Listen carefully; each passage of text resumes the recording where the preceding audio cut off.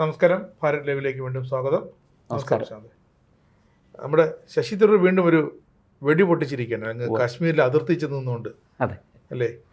കാശ്മീരിലെ ആ വെടി പടിഞ്ഞാറോട്ടും കിഴക്കോട്ടും അത് നേരെ അങ്ങ് രാഹുൽ ഗാന്ധി നെഞ്ചത്തുള്ളൊരു വെടിയാണ്. അതായത് രാഹുൽ ഗാന്ധി എന്തൊക്കെ കാശ്മീരിന് വേണ്ടി വാദിച്ചോ അതെല്ലാം ഒരുമാതിരി വര പോലെയായി പോയി. കാശ്മീരിലെ ലഫ്റ്റനന്റ് ഗവർണർ അവിടുത്തെ മനോജ് സിൻഹ അദ്ദേഹമായിട്ട് തരൂർ ചർച്ച നടത്തി. എന്നിട്ട് അദ്ദേഹം അവിടുത്തെ ജനങ്ങളുമായിട്ടും വിവിധ വനിതാ സംഘടന അടക്കമുള്ള അവരുമായിട്ടൊക്കെ ഇടപഴകുന്ന രീതിയെക്കുറിച്ചൊക്കെ അദ്ദേഹം മനസ്സിലാക്കി. എന്നിട്ടാണ് തരൂർ ഈ ഒരു അഭിപ്രായം പറഞ്ഞിരിക്കുന്നത്. കാശ്മീർ സാധാരണ നിലയിലേക്ക് മാറുന്നെന്ന്, മടങ്ങി വരും, സമാധാനം പുലരുന്നു. അതെ, ഇത് കേട്ട് അന്തം വിട്ടുപോയത് അവിടുത്തെ കാശ്മീരിലെ കോൺഗ്രസ് നേതൃത്വമാണ്. ഡൽഹിയും കിടുങ്ങി. കാരണം ഇനിയിപ്പോ ഒന്ന് വിറച്ചു. കാരണം ഇനി ഞങ്ങൾ എന്ത് ചെയ്യും? കാരണം തരൂർ പറഞ്ഞു കഴിഞ്ഞു. അതെ, രാഹുൽ ഗാന്ധി പറയുന്നതിനേക്കാൾ കൂടുതൽ വ്യാപകമായ പ്രചാരം കിട്ടും തരൂരിന്. കാരണം തരൂരിന് ആഗോള ബന്ധം വളരെ കൂടുതലുണ്ട്, രാഹുലിനെ പോലെയല്ല. അത് രാഹുലിന് അറിയാമല്ലോ. പക്ഷേ തരൂരിൻ്റെ ഇപ്പോഴത്തെ ശ്രമം വേറൊന്നുമല്ല. നമ്മുടെ കോൺഗ്രസിലെ മുത്തച്ഛൻ മല്ലികാർജുൻ ഖാർഗെ ഏതാണ്ട് വിരമിക്കൽ അവസ്ഥയിലായി. എനിക്ക് തോന്നുന്നു 1-2 മാസത്തിനകം അദ്ദേഹത്തിൻ്റെ പടിയിറക്കം കാണും അധ്യക്ഷ സ്ഥാനത്ത് നിന്ന്. അപ്പോൾ അങ്ങനെ വരുമ്പോൾ പുതിയൊരു അധ്യക്ഷനെ വേണം. കഴിഞ്ഞ ഓർമ്മയുണ്ടല്ലോ, തരൂർ അഭിമാനപൂർവ്വം മത്സരിച്ച് തോറ്റതാണ് ഖാർഗെയുമായിട്ട്. ഔദ്യോഗിക പക്ഷത്തിനെതിരെ അതെ, പക്ഷെ തരൂരിന് മാന്യമായ തോൽവി. അപ്പോൾ ഇത്തവണയും തരൂരുണ്ട്. അപ്പം ഞാൻ തന്നെയാണ് AICC അധ്യക്ഷനാകാൻ യോഗ്യനെന്ന് തരൂർ ഇപ്പോഴേ കാണിച്ചു കൊടുക്കുകയാണ്. എനിക്ക് തോന്നുന്നത് അങ്ങനെയാണ്. അതിനകത്ത് അങ്ങനെ ഒരു പൊളിറ്റിക്സ് ഉണ്ട് അതിനകത്ത്. അല്ലെങ്കിൽ പിന്നെ തരൂർ കാശ്മീരിൽ പോകേണ്ട കാര്യമില്ല. അല്ല, അത് മാത്രമല്ല, ഒരു കഴിഞ്ഞ ദിവസം നടന്ന സംഭവം അറിയാമല്ലോ. അദ്ദേഹം മോദിയെ പുകഴ്ത്തിക്കൊണ്ടിരുന്നു. മോദിയുടെ ഗവേണൻസിനെ കുറിച്ച്, പ്രത്യേകിച്ചും ഈ G7 ഉച്ചകോടിയിൽ ഉണ്ടായ സംഭവങ്ങൾ, അവിടെ ട്രംപിനോട് സ്വീകരിച്ച നിലപാട്, അതിനെയൊക്കെ വലിയ രീതിയിൽ അഭിനന്ദിച്ചുകൊണ്ട് ശ്ലാഘിച്ചുകൊണ്ടാണ് തരൂർ രംഗത്ത് വന്നത്.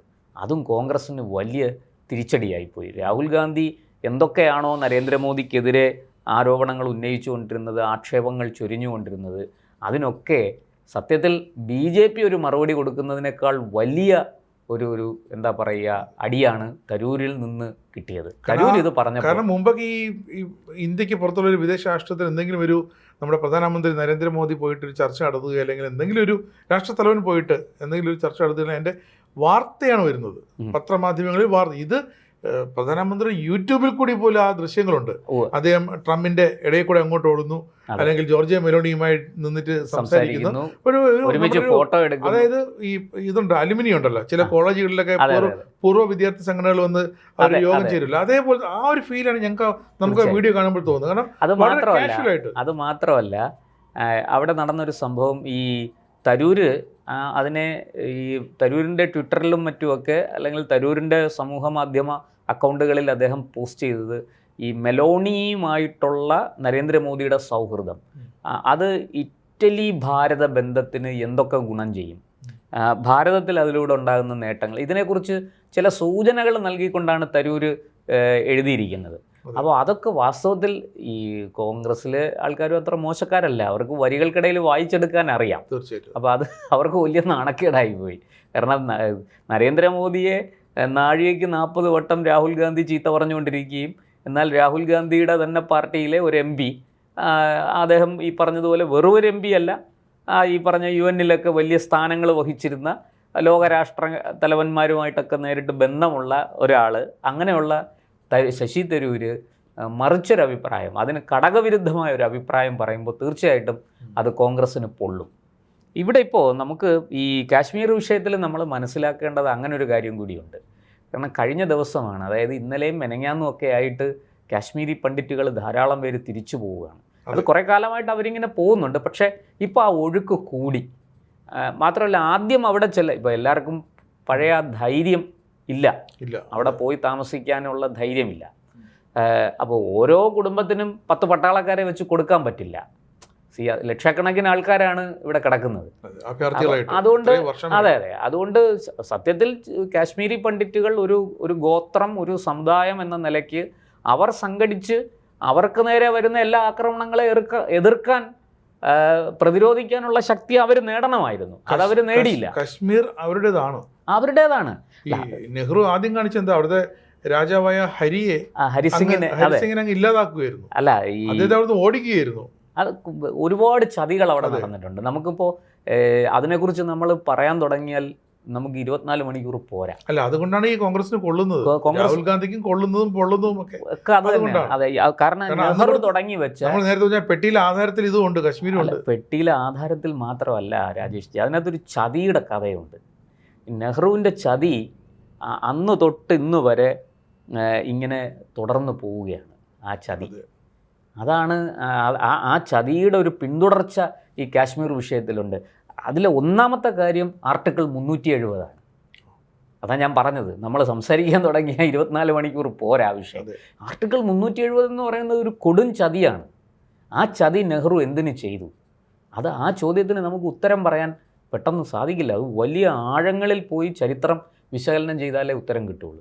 ഇരിക്കട്ടെ, ഇപ്പോൾ എന്താ സംഭവിക്കണമെന്ന് വെച്ചാൽ ഇവരുടെ ഒഴുക്ക് തിരിച്ച് കാശ്മീർ താഴ്വരയിലേക്കുള്ള കാശ്മീരി പണ്ഡിറ്റുകളുടെ ഒഴുക്ക് വർദ്ധിച്ചിട്ടുണ്ട്. അപ്പോൾ അവരുടെ പുനരധിവാസം നടക്കുന്നു. അതിനകത്ത് നമ്മൾ മനസ്സിലാക്കേണ്ട കാര്യം, കാശ്മീരിലെ ഈ മുസ്ലിം സമൂഹം അവരതിനെ അക്സെപ്റ്റ് ചെയ്യാൻ തുടങ്ങിയിരിക്കുന്നു, അംഗീകരിക്കാൻ തുടങ്ങിയിരിക്കുന്നു. അവർ വലിയ രീതിയിൽ ഇവരെ ഉൾക്കൊള്ളുകയും സഹായങ്ങളൊന്നും ചെയ്യുകയും ചെയ്യുന്നില്ലെങ്കിലും ഇവരെ അംഗീകരിക്കാൻ തടയുന്നില്ല. കാരണം അവർക്ക് ഞങ്ങൾക്ക് എങ്ങനെയെങ്കിലും സമാധാനമായിട്ട് ജീവിച്ചാൽ മതി എന്നൊരു തലത്തിലേക്ക് അവർ വന്നു. അവർക്ക് മനസ്സിലായി ഈ കഴിഞ്ഞ 30 വർഷം കൊണ്ട് അല്ലെങ്കിൽ 25 വർഷം കൊണ്ട് എന്താണ് സംഭവിച്ചത്. ഈ പറഞ്ഞതുപോലെ തീവ്രവാദവും ഈ ഭീകരവാദവും ഈ വെടിയൊച്ചകളും ഈ പോലീസിനെ കല്ലെറിയുന്നതും പട്ടാളത്തിനെ കല്ലെറിയുന്നതും ഒക്കെ കൊണ്ടൊരു ജീവിതമാകുന്നില്ല. നമ്മുടെ കുട്ടികൾക്ക് വളർച്ചയില്ല. ബാക്കി എല്ലാ സംസ്ഥാനങ്ങളും വളരുന്നു, അവിടെ വലിയ രീതിയിൽ വികസനവും പുരോഗതിയും ഉണ്ടാകുന്നു, തൊഴിലവസരങ്ങൾ സൃഷ്ടിക്കപ്പെടുന്നു. ഇവിടെ ഇപ്പോഴും ഈ പറഞ്ഞതുപോലെ ഈ പാകിസ്ഥാൻ കടന്നു വരുന്ന, നിയന്ത്രണരേഖ കടന്നു വരുന്ന പാക് ഭീകരന്മാർക്ക് വെച്ച് വിളമ്പി അവരുടെ ഇഷ്ടാനിഷ്ടങ്ങൾ നോക്കി അത് നൽകിക്കൊണ്ട് അവരെ സേവിച്ച്, അതൊരു വലിയ ഗതികേടാണ് അല്ലേ? ഈ വരുന്നവനൊക്കെ എന്തെല്ലാം ക്രൂരതകളാണ് അവിടെ ചെയ്യുന്നതെന്ന് നമ്മൾ പലപ്പോഴും പല മാധ്യമങ്ങളിലൂടെ നമ്മൾ അറിയുന്നുണ്ട്. ഈ കാശ്മീരിലെ ഈ മുസ്ലിം സമൂഹത്തിലെ സ്ത്രീകളോട് തന്നെ ഇവർ ചെയ്യുന്നത് എന്താണെന്ന് നമുക്കിന്ന് അറിയാം. അപ്പോൾ അതൊക്കെയാണ് അവരെ പിന്തിരിയാൻ പ്രേരിപ്പിക്കുന്നത്, മാറി ചിന്തിക്കാൻ പ്രേരിപ്പിക്കുന്നത്. ഇരിക്കട്ടെ, ഞാൻ കൂടുതൽ ആ വിഷയം നമുക്ക് വേറൊരു അവസരത്തിൽ ചർച്ച ചെയ്യാം. ഇവിടെ ഇപ്പോൾ ഇത് സംബന്ധിച്ച് തരൂർ ഇട്ടിരിക്കുന്ന പോസ്റ്റ്, ഒരു സമൂഹമാധ്യമ പോസ്റ്റ് തന്നെയുണ്ട്. അത് ഞാൻ അതിൻ്റെ മലയാളം പറയാം. ഈ നളന്ദ ഡയലോഗ്സ് എന്ന പരിപാടിയിൽ പങ്കെടുക്കാനാണ് ഇദ്ദേഹം അവിടെ പോയത്. അതിലൊരു പ്രഭാഷണം നടത്തണം. തരൂർ നമുക്കറിയാമല്ലോ, തരൂർ നല്ലൊരു പ്രഭാഷകനാണ്. അദ്ദേഹത്തെ ഒരുപാട് യൂണിവേഴ്സിറ്റികളും അല്ലാതെയുള്ള ഈ കോൺക്ലേവുകൾക്കും ഒക്കെ അദ്ദേഹത്തെ സംസാരിക്കാൻ, വിഷയം അവതരിപ്പിക്കാനൊക്കെ വിളിക്കാറുണ്ട്. അപ്പോൾ അവിടെ ശ്രീനഗറിലെത്തിയ അദ്ദേഹം ലോക് ഭവനിൽ വെച്ച് ഈ ലഫ്റ്റനൻറ്റ് ഗവർണർ മനോജ് സിൻഹയെ കാണുന്നു, ചർച്ചകൾ നടത്തുന്നു. അതിനുശേഷം അതിൻ്റെ ചിത്രം പങ്കുവെച്ചുകൊണ്ടാണ് അദ്ദേഹം എക്സിൽ കുറിക്കുന്നത്, ഇത് ഇട്ടിരിക്കുന്നത്, പോസ്റ്റ് ഇട്ടിരിക്കുന്നത്. അതാണിപ്പോൾ വിവാദമായത്. അതായത് ശ്രീനഗറിൽ വെച്ച് ലഫ്റ്റനൻറ്റ് ഗവർണർ മനോജ് സിൻഹയുമായി മികച്ചൊരു കൂടിക്കാഴ്ച നടത്താൻ സാധിച്ചു. കാശ്മീരിലെ നിലവിലെ സാഹചര്യങ്ങളെക്കുറിച്ചും സാധാരണ നിലയിലേക്ക് മടങ്ങുന്നതിലെ പ്രോത്സാഹജനകമായ പുരോഗതിയെക്കുറിച്ചും ഞങ്ങൾ ചർച്ച ചെയ്തു. കാശ്മീരി റൈറ്റേഴ്സ് അസോസിയേഷൻ, വനിതാ സംഘടനകൾ എന്നിവരുമായി അദ്ദേഹം സംവദിക്കുന്നത് പോസിറ്റീവായ ഒരു നീക്കമായി ഞാൻ കാണുന്നു. ഇനിയും ഒരുപാട് വെല്ലുവിളികൾ ബാക്കിയുണ്ടെങ്കിലും കുറേ കാലത്തിന് ശേഷം വലിയൊരു ശുഭപ്രതീക്ഷയോടെയാണ് ഞാൻ ആ യോഗം കഴിഞ്ഞ് മടങ്ങിയത്. ഇതായിരുന്നു തരൂരിൻ്റെ പോസ്റ്റ്. നോക്കൂ, വളരെ ഇതിനകത്ത് തരൂർ ഒരു രാഷ്ട്രീയവും കലർത്തിയിട്ടില്ല. തരൂർ വളരെ സത്യസന്ധമായിട്ട് ആ കാര്യം പറഞ്ഞു. കശ്മീർ റൈറ്റേഴ്സ് ഫോറം അവിടുത്തെ ലഫ്റ്റനന്റ് ഗവർണറുമായിട്ട് വളരെ മാന്യമായ രീതിയിൽ സംബന്ധിച്ചു എന്നുള്ളത് തന്നെ ഞെട്ടലാണ്. കാരണം അവരാണ്, കോൺഗ്രസിന് മാത്രമല്ല, ഇവിടുത്തെ സോകാൾഡ് JNU ഈ തുക്കടെ ഗ്യാങ് ഉണ്ടല്ലോ, അവർക്കും ഒക്കെ അത് വലിയ തിരിച്ചടിയാണ്. അവരാണ് ടൂൾ, അവരാണ് കാശ്മീരിലെ ഈ കാശ്മീരിനെ പുറം ലോകത്ത് വികൃതമായി അവതരിപ്പിക്കുന്നത് ഈ തുക്കടെ ഗ്യാങ്ങും ഒക്കെയാണ്, ഈ കാശ്മീരി റൈറ്റേഴ്സും ഒക്കെയാണ്. ഇനി അതില്ല. അപ്പോൾ അതിന് വലിയ മാറ്റം വന്നിരിക്കുന്നു. അതാണ് തരൂർ പറഞ്ഞത്, വെല്ലുവിളികൾ ഇനിയും ബാക്കിയുണ്ടെങ്കിലും ഞാൻ വലിയ ശുഭപ്രതീക്ഷയോടെയാണ് ഇതിനെ കാണുന്നത്. കാരണം ഇവർ ഒരുപാട് ദ്രോഹം ചെയ്തിട്ടുണ്ട്. ഈ കാശ്മീരി പണ്ഡിറ്റുകൾ ശരിക്കും ആദ്യത്തെ കശ്മീരി പണ്ഡിറ്റ് കുടുംബത്തെ തൊട്ട അയൽവാസികളായ മുസ്ലിം കുടുംബങ്ങൾ ചതിച്ചതാണ്. അത് യാഥാർത്ഥ്യമാണ്. പക്ഷേ അത് പിന്നെ അങ്ങോട്ടൊരു വൈറസ് പോലെ അല്ല, അതിന് കാരണം പക്ഷെ അതിനൊക്കെ മറച്ചു വയ്ക്കുക. പാകിസ്ഥാനിൽ നിന്നുള്ള ട്രെയിനിങ് ആണെന്നേ. ഈ പാക് ഒക്യുപ്പൈഡ് കാശ്മീരിൽ ഇവിടുത്തെ ആൾക്കാരെ കൊണ്ടുപോയി ട്രെയിൻ ചെയ്ത് നിങ്ങളും അവരും ഒന്നല്ല, നിങ്ങൾ രണ്ടാണ്, അവരുമായിട്ട്, അതല്ലേ അസിം മുനീറിൻ്റെ വാക്കുകളും അതല്ലേ പറയുന്നത്. ഒരിക്കലും നമ്മൾ ചേരില്ല, ഞങ്ങൾക്ക് ഇന്ത്യയുമായിട്ട് ചേരാൻ കഴിയില്ല, രണ്ടും രണ്ട് ജനുസാണ്, രണ്ട് ജീനാണ് എന്നൊക്കെ എന്തൊക്കെ അയാൾ വിളിച്ചു പറയുന്നത്. ലോകത്തുള്ള മനുഷ്യരെല്ലാവരും ഒന്നാണെന്നുള്ള ഒരു ചിന്താഗതി ഇന്ന് ലോകം പോകുന്നത് അങ്ങോട്ടാണ്. നമ്മൾ കഴിഞ്ഞ ദിവസം കൊടുത്തൊരു ചർച്ചയിൽ ഒരു ബിനോദ് നായർ കാനഡയിൽ നിന്നുള്ള ഒരു അദ്ദേഹം വളരെ വ്യക്തമായി പറയുന്നുണ്ട്, കശ്മീരി പണ്ഡിറ്റുകളെ എങ്ങനെയാണ് അവിടുത്തെ റൈറ്റേഴ്സ്, അവിടുത്തെ എഴുത്തുകാർ, അല്ല അവിടുത്തെ സാഹിത്യകാരന്മാരെങ്ങനെയാണ് അവരെ ഒക്കെ വലിയ പങ്കുണ്ടാക്കിയത്. അല്ല, അതിനൊരു മറുമരുന്നാണ് വിവേക് അഗ്നിഹോത്രിയുടെ കാശ്മീർ ഫയൽസ് എന്ന ചിത്രം. അത് വളരെ കൃത്യമായിട്ട് പറയുന്നുണ്ട് എങ്ങനെയാണ് ഇവർ നരേറ്റീവ്സ് ക്രിയേറ്റ് ചെയ്യുന്നത്. പ്രത്യേകിച്ച് അത് JNU കേന്ദ്രീകരിച്ചാണ് അതിൻ്റെ ഒരു വലിയ എസ്റ്റാബ്ലിഷ്മെൻ്റ് ഉണ്ടായത്. ഇരിക്കട്ടെ. അപ്പോൾ ഇപ്പോൾ ഇത് രാഹുൽ ഗാന്ധിക്ക് വലിയ അടിയായിപ്പോയി. അപ്പോൾ രാഹുലിന് നേരിട്ട് തരൂരിനെ ചീത്ത പറയാൻ സാധിക്കില്ല. അതുകൊണ്ട് പവൻ ഖേരയെ കൊണ്ട് പറയിക്കുന്നു, മറ്റ് കോൺഗ്രസ് വക്താക്കളെ കൊണ്ട് പറയിക്കുന്നു. അതായത് കാശ്മീരിലെ കോൺഗ്രസ് വർക്കിംഗ് കമ്മിറ്റി ഉണ്ടല്ലോ, സംസ്ഥാന കമ്മിറ്റി ഉണ്ടല്ലോ, അതിനെ ഉപയോഗിച്ച് തരൂരിനെ ആക്രമിക്കുന്നു. ഇതൊക്കെ ചെയ്തിട്ട് എന്ത് കിട്ടാനാണ്? തരൂർ പറഞ്ഞതൊരു സത്യമല്ലേ? നമ്മുടെ രാജ്യം മുഴുവനും അത് തിരിച്ചറിയുന്നില്ലേ? ആർട്ടിക്കിൾ 370 എന്ന കൊടും ചതി വലിച്ചു കീറി പിന്നെ നദിയിലൂടെ ഒഴുക്കി വിട്ട് കഴിഞ്ഞപ്പോൾ തന്നെ കഴിഞ്ഞില്ലേ? കാശ്മീരിൻ്റെ മോചനം സാധ്യമായില്ലേ? അപ്പോൾ കാശ്മീർ ഇപ്പോൾ ഇതാ മടങ്ങി വന്നുകൊണ്ടിരിക്കുന്നു. കാശ്മീരിൽ ഇന്നിപ്പോൾ ആരൊക്കെയാണ് അവിടെ ഇൻവെസ്റ്റ് ചെയ്യാൻ ചെല്ലുന്നത്? വലിയ മലയാളിയായ യൂസഫ് അലി അവിടെ പോയിരിക്കുന്നു. ആപ്പിൾ തോട്ടം, അത് രണ്ടർത്ഥത്തിൽ നമുക്ക് കാണാം. ഒന്ന്, അവിടെ ഭാവിയിൽ ആപ്പിൾ ഫോൺ നിർമ്മാണം അവിടെ നടക്കാൻ സാധ്യതയുണ്ടെന്ന് വേണമെങ്കിലും നമുക്ക് പറയാം. ഇപ്പോൾ ഈ ആപ്പിളുകൾ അവിടെ പറിച്ച് സംസ്കരിച്ച് വളരെ കൃത്യമായിട്ട് ലോക വിപണിയിലെത്തിക്കുക, അങ്ങനൊരു വലിയ പ്രോജക്റ്റ് ആരംഭിച്ചിരിക്കുകയാണ് അവിടെ. അപ്പോൾ അവിടുത്തെ ജനങ്ങൾക്ക് ഇപ്പോൾ തൊഴിലുണ്ട്. പോലീസിനെയോ മിലിറ്ററിയോ കല്ലെറിയാൻ പോണ്ട, ഈ ഭീകരർ പറയുന്ന പ്രവർത്തനങ്ങളൊന്നും ചെയ്യണ്ട. പിന്നെ നോട്ട് നിരോധിച്ചതോടുകൂടി അവിടുന്ന് അച്ചടിച്ച് കൊടുത്തു വിടുന്ന പണമൊന്നും ഇപ്പോൾ ഇവിടെ ചിലവാകുന്നില്ല. അത് വന്നിട്ട് കാര്യവുമില്ല. ആ പണി നിന്നു ഏതാണ്ട്. അങ്ങനെ അവിടുത്തെ ജനങ്ങൾക്ക് തന്നെ ഒരു വലിയ മാറ്റം വന്നിരിക്കുകയാണ്. അവർ ചിന്തിക്കുന്നുണ്ട്, ഇപ്പോൾ നമുക്ക് ശാശ്വതമായ സമാധാനമാണോ വേണ്ടത്? നമ്മുടെ അടുത്ത തലമുറ, നമ്മുടെ കുട്ടികൾ, ഞാൻ കല്ലെറിയാൻ പോയി അതുപോലെ എൻ്റെ മക്കളും കല്ലെറിയാൻ പോകണോ? അതോ അവരിവിടെ മര്യാദയ്ക്ക് പഠിച്ച് ജോലിയൊക്കെ കിട്ടി നല്ല രീതിയിൽ ജീവിക്കണം? ഇതാണ് അവിടുത്തെ ജനതയുടെ ചിന്ത. അതുകൊണ്ടാണ് ഈ പഹൽഗാം അറ്റാക്കിൽ അവിടുത്തെ ജനങ്ങൾ തന്നെ വലിയ പ്രതിഷേധവുമായിട്ട് രംഗത്ത് വന്നത്. നമ്മൾ ഓർക്കുന്നുണ്ടാവും, അവർ വലിയ പ്രതിഷേധവുമായിട്ട്. കാരണം അവരുടെ അന്നം മുട്ടുന്ന പരിപാടിയാണ് ഇവർ ചെയ്തത്. അതുകൊണ്ട് അവർക്ക് മനസ്സിലായി ഈ അധ്വാനിച്ച് വിയർത്ത് ഉണ്ടാക്കുന്നതിൽ നിന്ന് കഴിക്കുന്ന ആഹാരത്തിൻ്റെ സ്വാദ് എന്താണെന്ന് കാശ്മീരിലെ ജനങ്ങൾ തിരിച്ചറിഞ്ഞിരിക്കുന്നു. ഈ തലമുറ അത് തിരിച്ചറിഞ്ഞിരിക്കുന്നു. വരാൻ പോകുന്ന തലമുറകളെയും അത് തന്നെ അവർ പഠിപ്പിക്കണമെന്ന് ആഗ്രഹിക്കുന്നു.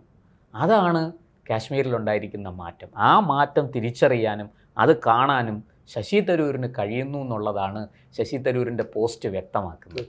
അല്ലാതെ അത് രാഹുൽ ഗാന്ധിയുടെ ഈ അന്ധമായ രാഷ്ട്രീയ വിരോധവും പ്രധാനമന്ത്രി കസേരയിൽ എങ്ങനെയെങ്കിലും ഒന്ന് കയറിയിരിക്കണം ഒരു ദിവസത്തേക്കെങ്കിലും. ഇനിയിപ്പോൾ ഒരുപക്ഷെ ഭാവിയിൽ മോദിയോട് അങ്ങനെ റിക്വസ്റ്റ് ചെയ്യും, 24 മണിക്കൂർ എനിക്ക് ആ കസേരയിൽ ഇരിക്കാനൊന്ന് അനുവദിക്കണം, വേറെ ഒന്നും ചെയ്യണ്ട എന്ന് പോലും അത്രയ്ക്കൊരു അത്യാഗ്രഹം പിടിച്ച് നടക്കുന്ന ഒരു രാഷ്ട്രീയ തിമിരം ബാധിച്ച ഒരു രാഷ്ട്രീയ പ്രവർത്തനം. അത് കോൺഗ്രസും അതിന് എന്താ പറയുക, ഓശാന പാടുന്നു. അല്ലാതെ അതിനകത്ത് വേറെ ഒന്നും പറയാനില്ല. ഇവിടെ തരൂർ വളരെ കൃത്യമായിട്ട് തരൂരിന് പറയാനുള്ളത് അന്തസ്സോടുകൂടി പറഞ്ഞു. അത് G7 കാര്യത്തിലാണെങ്കിലും ശരി, ഇപ്പോഴിതാ ഈ കാര്യത്തിലാണെങ്കിലും ശരി.